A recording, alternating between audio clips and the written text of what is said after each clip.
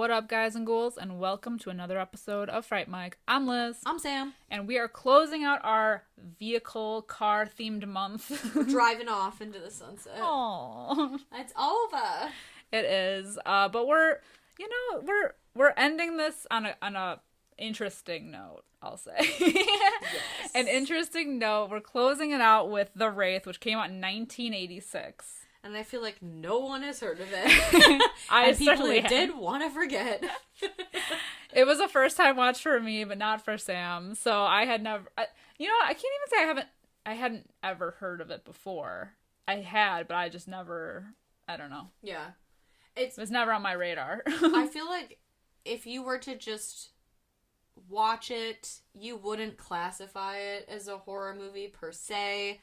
But according to IMDb, one of the things on there says it's horror. It says horror, romance, sci-fi, thriller, drama. So we're all doing of it here. Yes. All of the genres. It's like a guy coming back from the dead to kill people. Essentially, at its core, in its bones, it's horror. So we're going to talk about it here. Yeah. And we're adding, so a couple weeks ago we did Maximum Overdrive featuring Emilio Estevez. Now this is his brother, Charlie Sheen. Yes. We're keeping it in the family. You'll love to see the consistency. And I will say, one of them is better than the other. Acting-wise or, better-wise? I was going to say, I do mean movie and brother. I'm just a fan. I'm just a fan of 80s Charlie Sheen. I do like 80s Not Charlie current Sheen. Charlie Sheen. Crazy Charlie Sheen? Absolutely not. But 80s... heartthrob? 80s bad boy. Yes. I'm into that. Yeah. He was cute in this. All 25 minutes of the movie that he was in. He's always looked like a dad to me. Even when he was younger. I think the only time I found him, somewhat attractive is when he was in Ferris Bueller's Day Off at the end. Yes. When he's at the police station. Yes. And, even then, I was like, he's just, he's... I don't know, man. He's like the dad Johnny Depp when he was a teenager, if that makes sense. Speaking of Johnny Depp, he was on set for this movie. Johnny Depp? Because his girlfriend at the time was Sherilyn Fenn, who plays Carrie in the movie. Really? Yeah. I didn't know that. So he was chilling with the crew members in their hotel. Keeping an eye out because he heard that Charlie Sheen was in this movie, probably. And they look kind of similar. Like you said, they're a little... they got the poofy hair. It's and the poor man's Johnny Depp. Yes, he is. Oh, man. That's rude. I cannot believe... Can you imagine getting to date 80s Johnny Depp? Ugh, can you imagine dating him now? I would, yes. I would take him... Anyway. Any way, shape, and form. Anyway, in every way. Yes. And he could take me just the same. Crybaby Johnny Depp? It doesn't get better than that. Oh, my God. Maybe... Sleepy Hollow Johnny Depp. Yeah. Top tier, but Crybaby Johnny Depp. Top drawer. Yes. I would eat his flesh like Hannibal. The one hair dangle that we always talk about. Oh, I know. That Billy Loomis had. Oh, my God. And then, please, Mr. Jailer. Mm-hmm. Yes. Let me take it. But that's for another podcast episode. This week we're focusing on The Wraith. So like I said, it came out in 1986. Currently has a 5.9 out of 10 on IMDb. It has a 36% on Rotten Tomatoes, which, fair enough. Yeah. Despite the fact that I like this movie, I know that it's not great. That's a lot of the movies we talk about, though. There's some really great ones, though. I won't even say that. I feel like most of the ones we cover are great. But, we get these interesting picks every now and then. And we have these themes, and sometimes it's a little bit difficult to come up with a lot of movies and with one theme. But for this month, I don't know. It wasn't right. Yeah, it felt right. It felt like it fit. It may not be... It's horror adjacent. We'll call it that. Whatever. I feel like if you could consider Death Proof horror, this could be considered horror, too. It's horrifying. It is. That accident scene, the deaths in all of these movies. It's true. It's murder. It's murder. And what's scarier than that? And there's a reincarnation in this movie. Ooh. Exactly. I guess I wasn't expecting this movie to be so science fiction-y, though. I'll say that. Yeah. There's a lot of, pews. It's true. And, the little I don't know what you want to call them, like the stars in the beginning, the little shooting thingies that melt that sign.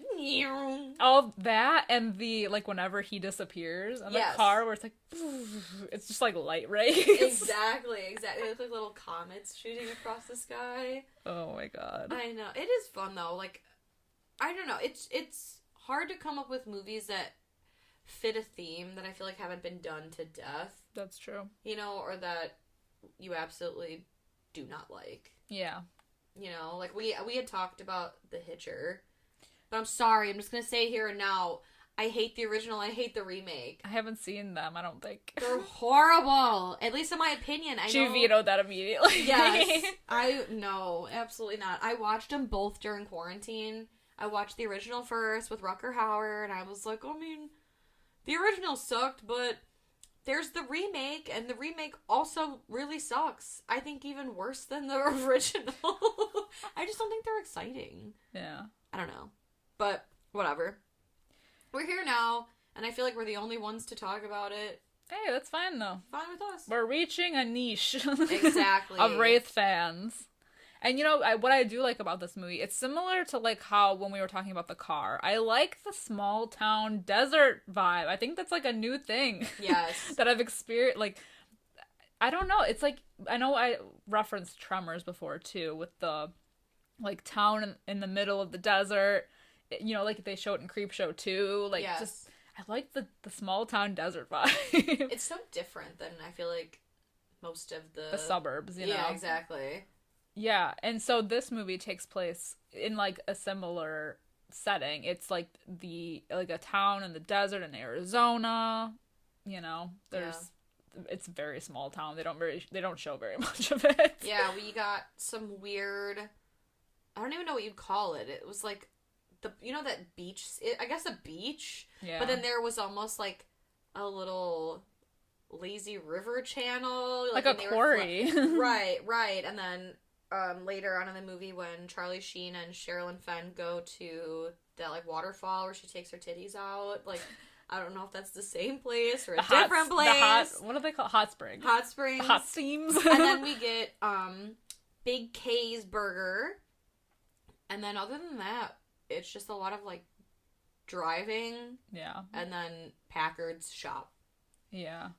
It's interesting that this movie, so it's about essentially a gang of car pirates car gang who force people in the town to drag race and for pink slips so they could win their car. Yes. And it's just funny because like everyone in this town is afraid of them, like intimidated by them.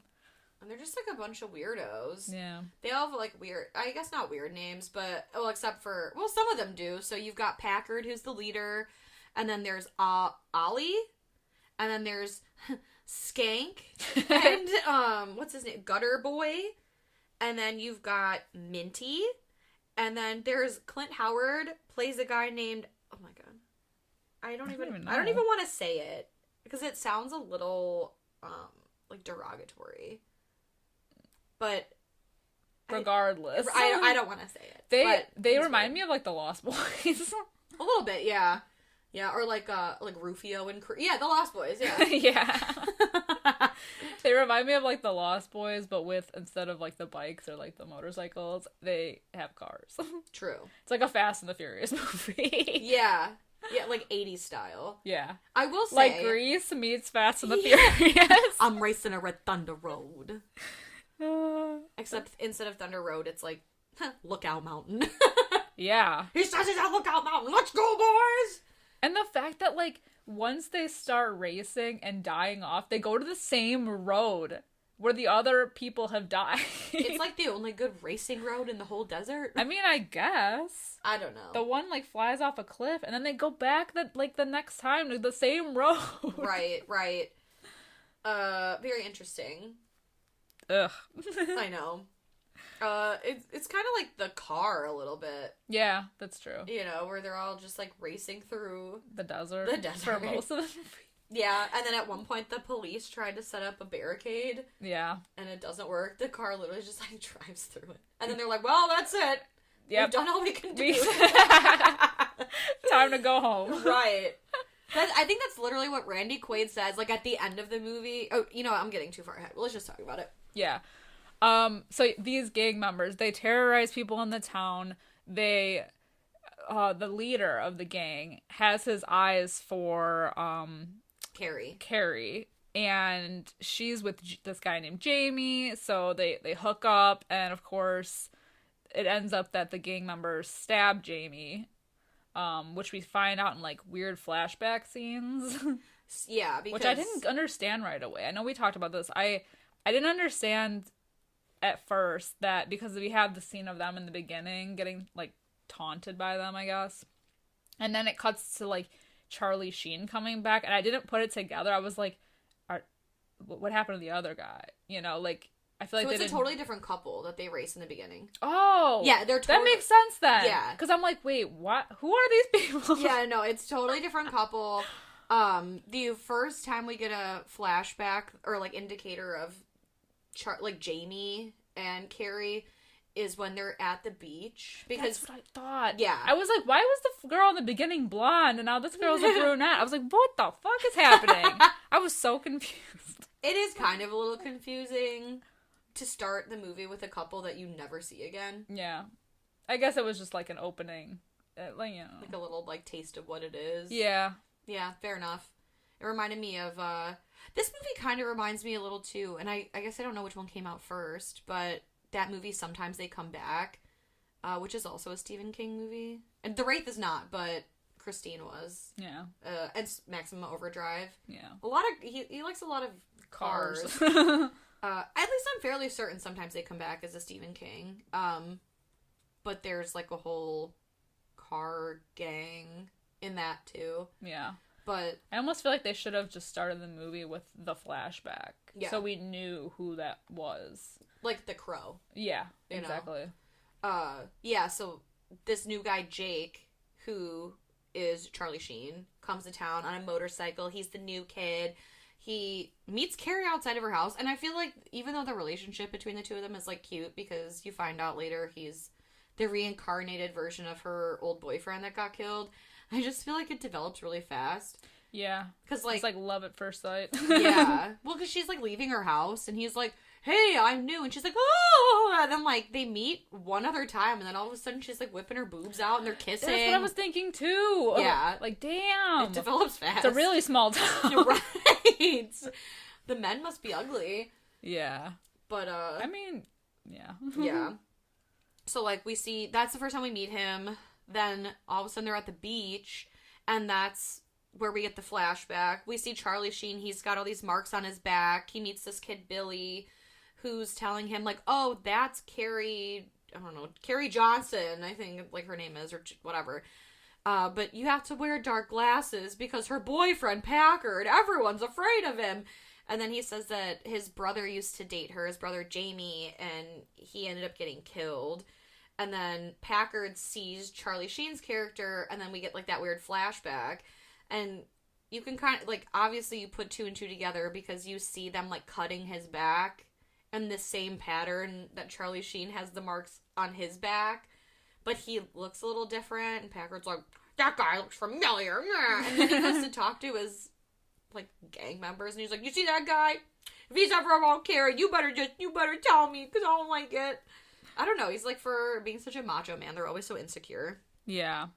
You know? And, well, then all of a sudden, this mysterious car, like, rolls in a town and just, like, randomly shows up, and it looks like, I don't know, like I don't know cars, like, that's the problem. It looks like something that would be from the future. Yeah. Like a metal Ferrari. It looks like something out of Tron. Yeah. Which I guess was also big in the 80s. Like, just all, like, steel. I'm gonna assume that it's a Dodge because it says Dodge on the back window. Oh, okay. But also, I'm pretty sure this was a real car. I don't have my phone and I didn't write it down. But it was a, like, love child, essentially, of two different makers. Okay. Like, does... You know what? I'm gonna sound stupid. I'm gonna sound that's what so I'm saying. dumb. That's why I'm not saying Like, a lot. Challenger? PPG and, like, are Dodge and Chrysler the same company? I don't know. I sound so I don't dumb. know. I sound so know. dumb.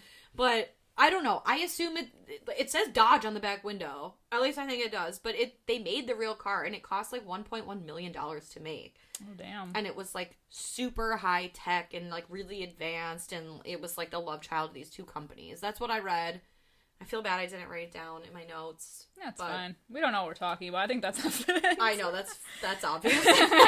But it's a really cool looking car. Yeah. Like blacked out windows, like very shiny, metallic body. Yeah. Just like super slim and like slick, and I feel like it looks low to the ground almost. And there's a mysterious driver who looks like the Stig from Top Gear. He does. He does. He never talks. Like, he doesn't say anything. He never takes his helmet off. No.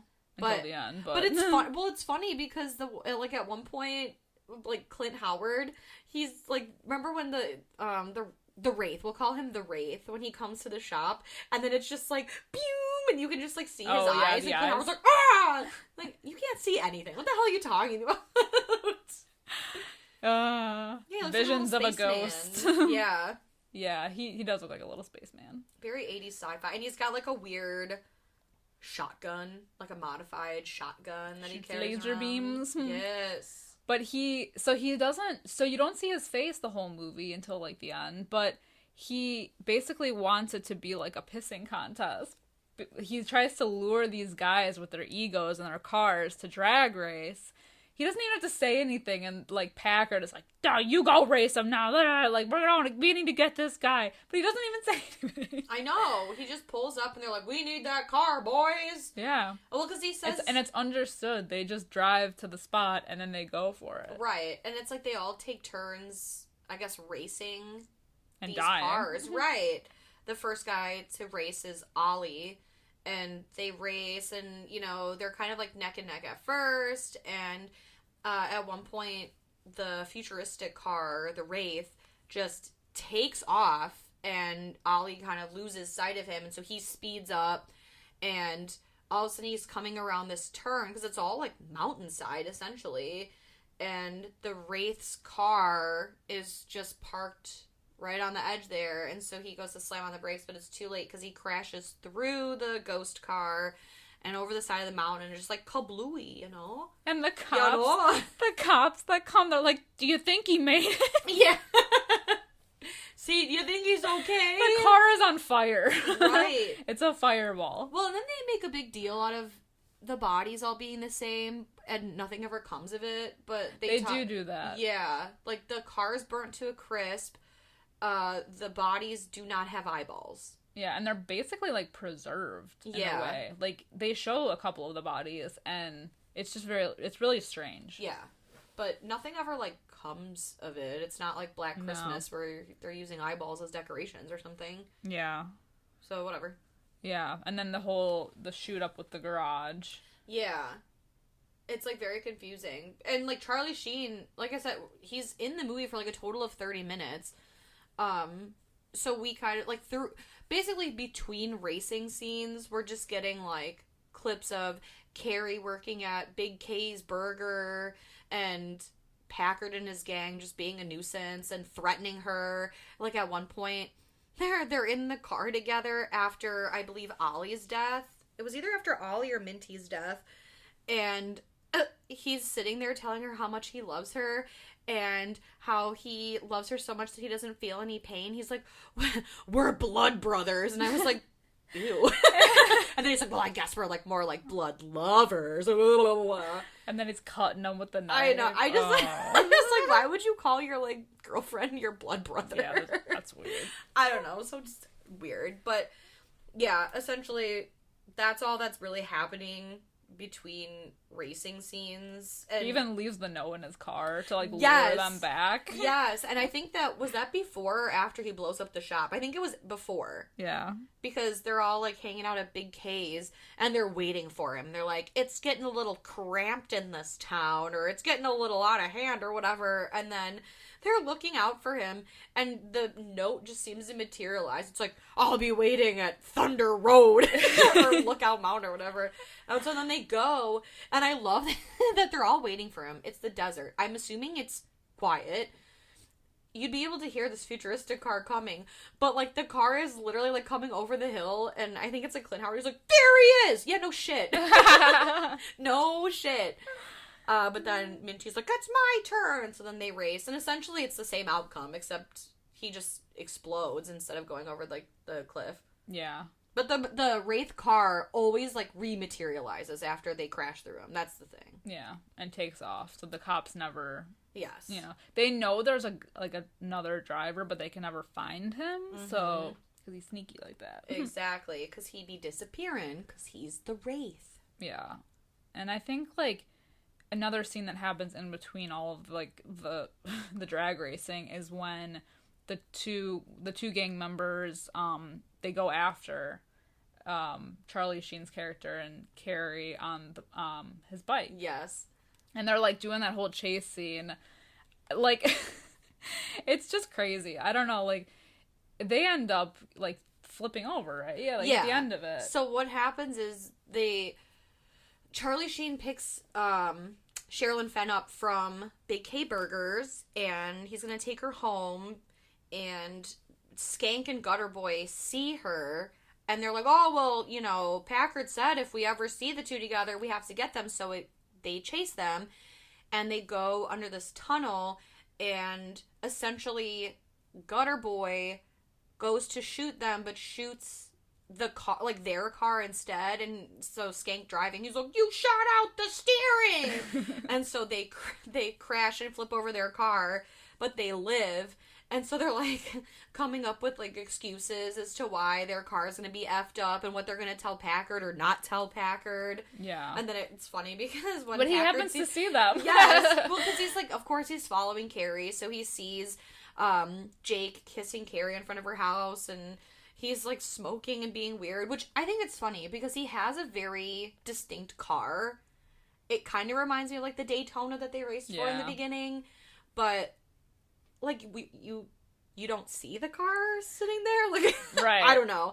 But then he's watching, and then while he takes off, he kind of sees Charlie Sheen's bike disappear. And so he's like, no way. And then when he sees Skank and Gutter Boy walking, he's like, you haven't seen that kid on the bike come through there. And they're like, no, we definitely haven't seen the bike or Carrie on the bike.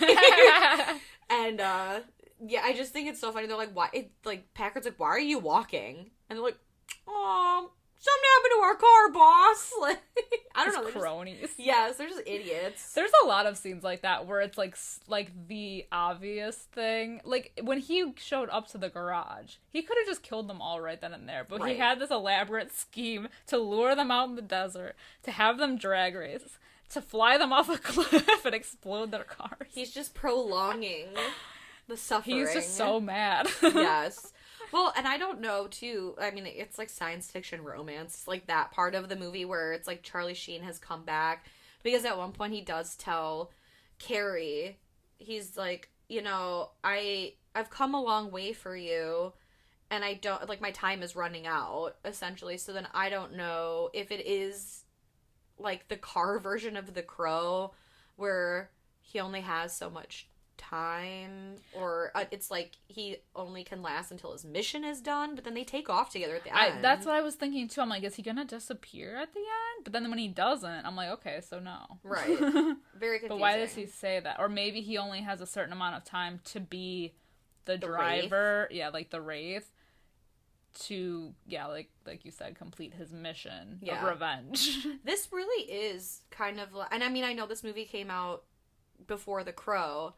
This movie kind of is like the sci-fi car version, even down to one of the characters being named Skank. Like in this movie, Skank is the driver, and he's like the idiot, and he's always like drinking or huffing weird things. And then Skank in The Crow is kind of like that weird guy that like kind of is like a joke, and everyone makes fun of, like the one that's like, I feel like a worm on a big fucking hook, or you know, whatever.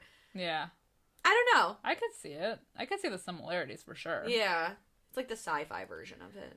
And honestly, like, one of the coolest scenes, I think, is the cemetery scene, which is when he, like, crashes into Packard's car and like has him like basically lures him to the cemetery. Yeah. But you get that cool like silhouette shot of like him among the tombstones. Yes. Like coming out with the smoke and everything, and they're shooting at him and like nothing is happening. He's like, and they're all like, what the fuck? And he makes Skank's gun like backfire on him. Yeah. And then he put like the tombstone says Packard's name on it. And he's like, let's get out of here. It's very creep show. It is. What else? That's the other thing. Clint Howard is in this movie, and he's rocking some crazy Eraserhead hair. And I did think it was funny. So while I was just kind of like researching little like tidbits about the movie, they said that the director of this movie was a fan of David Lynch and modeled his like hair after Eraserhead. Oh. But so that was funny that I was like, what the fuck, this Eraserhead looking motherfucker? And then I was reading like trivia facts, and I'm like, oh no shit. Okay. Yeah. Okay. That had nothing to do with anything right then and there. I just remembered. Hey, it was cool.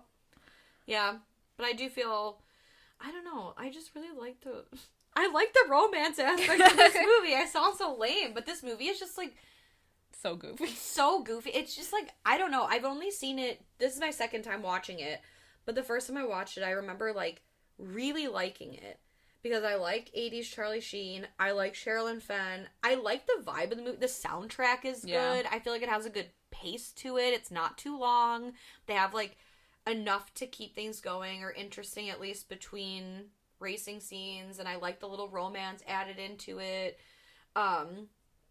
And, like, this is my second time watching it, and I like it just as much. I don't know what it is, but for me, you have a sweet spot for this movie. I do. Like, I recognize that it is not great, but it just makes me feel so warm inside. I just love it.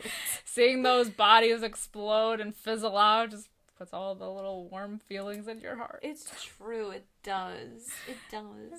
And something I want to talk about now that we're close to the end of the movie is when he is racing Packard. I noticed this and I thought it was so funny. So they're supposed to be these like drag racing people. But when they show like him racing Packard at the end with like side by side, they flash to his speedometer and he's only going like 50. Yeah. And I know they're, like, older cars, but I'm like, I don't know. I just thought that was hilarious. I know. Well, it's like you figure... I mean, even in Back to the Future, you had to gun the car to 88 to make it work. You know what I mean? So, like... Pedal to the floor, and we're only going 30. Exactly. No, so they should be going a lot fucking faster. Come on now. So sad. It's the stuff you don't catch while you're editing. It's fine, though. It's whatever. It's fine. But the big reveal when Jake admits to being Jamie, the resurrected version, I guess, is great. I know, because he, like, shows up to Carrie, which I do love. So, like, Packard shows up to Carrie's work and essentially kidnaps her and then beats the shit out of Billy while everyone watches. I know, and no one does anything. Like... Okay, rude. So you just watch this man assault another person and then kidnap a human being, and no one's gonna do diddly squat.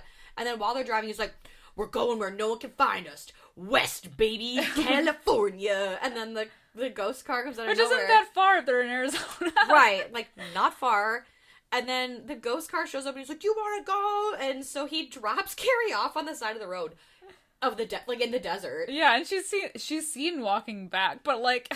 Like what? That's a long ass walk, dude, and it's hot. And after he explodes and she can hear the explosion, she's just like, keeps walking. I mean, honestly, it's like, well, he's a piece of shit, so who cares?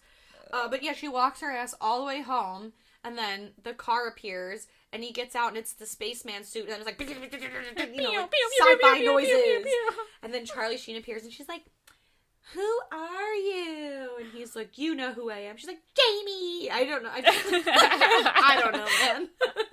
It's cute, though. And then she's like, you know, he's like, "I'll be right back." She's like, "Don't leave me now." And he's like, "I'll be right back. I'll pack light." And then he goes to Big K's where Billy is essentially closing up shop. And I thought it was cute. Like, he drops the car off, and then... It just made me laugh because, like, Billy's, like, teary-eyed, you know, and he's like, Jake, Jamie! Like, the way he, like, screams it into the night. I don't know. made me laugh. Wouldn't him giving Billy the car incriminate him? I mean, maybe that's part of the plan. The Wraith too. He's really trying to fuck him over one last time. Yes. Because the cops are looking for this car and he gave it to Billy, so I feel like...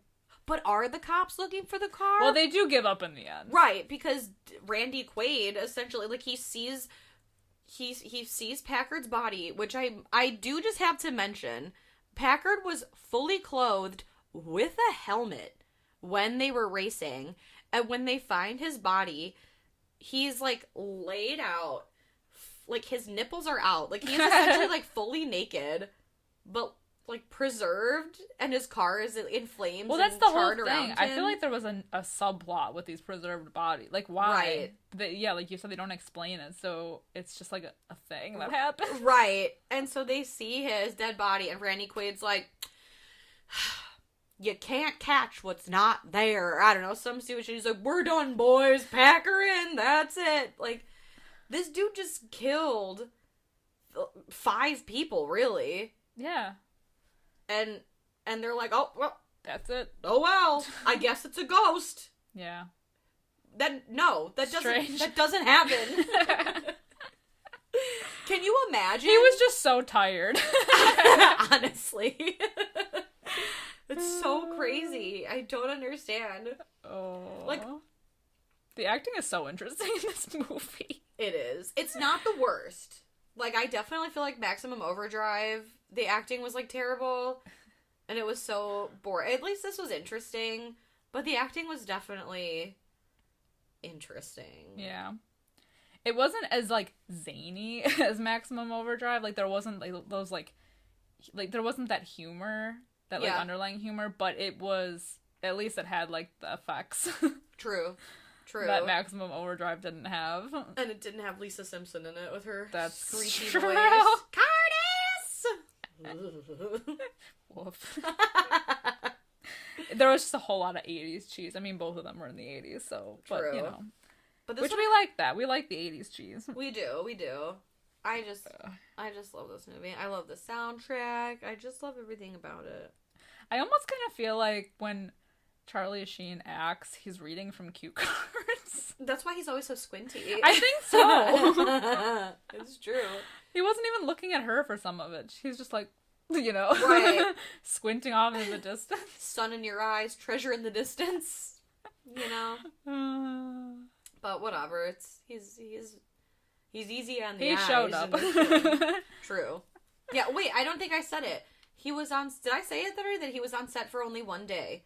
No. For shooting. Okay, so he was on his way to shoot Platoon, and he basically stopped to film all of his scenes for this movie in one day. Because he's only in it for, like, 25, 30 minutes of the movie. So he's not in it a whole lot, and they shot all of his scenes in one day, and then he took off to film another movie. That's a quick paycheck. That's a real quick paycheck. Damn. And I guess the director of Platoon was very upset because he didn't want how bad The Wraith was to affect people seeing Platoon. And I was like, I mean, damn, it's not that bad. That happens. Right. But whatever, it's fine. Alright, let's get to ratings. Okay. I'm gonna give this movie a 3.5 out of 5. Because I love it. Yeah, 3.5 out of 5. Because it's not... I know it's not great, but I just love it so damn much. I do. And that's fine. I do, yeah. We definitely have we've had our differences this month, man. Yeah, it's true. Horror movies have been very polarizing. Apparently. Something we didn't know we were passionate about until now. I know. I'm gonna give it a 2.5 out of 5. I don't know if I just have to watch it again. I think it didn't help that I was confused in the beginning, and I didn't even realize until you said it just now that, like, that's what it was. I was like, what is happening? So I guess maybe that affects my score a little bit, but I mean, it was fun. It was a fun movie. You know, it was goofy, and I love, like, cheesy 80s movies, but yeah, I mean, for me it was just like a middle of the road type movie. Honestly, middle of the road. I like it. I mean, honestly, fair enough. Yeah. Fair enough. What do you want? Who knew? I know. Who knew we had this passion? Tell me about it. But let us know what you think of The Wraith. Are you passionate about it like Sam is? Let me know. Where are my Wraith fans at? When I read the Letterboxd ratings for this movie, it was interesting. I think a lot of people love to hate this movie, which I feel like comes with a lot of 80s movies. So it's just like a fun time, you know? It's like the best bad movie. Yeah, I know we ask a lot of questions on this podcast, but I feel like if you don't, you'll go in having a better time. Exactly. Also, wait, what was I gonna say? Crap. Nope, go ahead. Never mind. I lost my train of thought. Well, you can let us know over on Facebook and Instagram at Fright Mic Podcast, or over on Twitter at Fright Mic Pod. Let us know. Give us your thoughts, your hot takes, whatever. Be it, you know, what was your favorite movie that we covered over this past month? I know we didn't know exactly what we were talking about a lot of the time, but you know, we tried. We A for effort for us. Exactly. And I feel like if you're tuning in to listen to horror movies, then you can't be too upset. This is not a car podcast. That's true. I don't claim to be an expert on the subject. I'm only an expert on ghosts. Exactly. Well, and if you're looking for extra content from us, you can help support our show by heading over to patreon.com/frightmicpodcast. We have extra content over there for the taking, for the listening. All for you, baby. And then, of course, if you would be so kind as to throw us a 5-star review or rating wherever you are listening, that would truly appreciate it from the bottom of our cold, dead hearts. Exactly. If I were dead, I'd come back as a wraith, chase you down, and give you a big kiss. And preserve your body, of course, because, you know. Naturally. Funerals. Until next time, I'm Liz. I'm Sam. Rest in peace.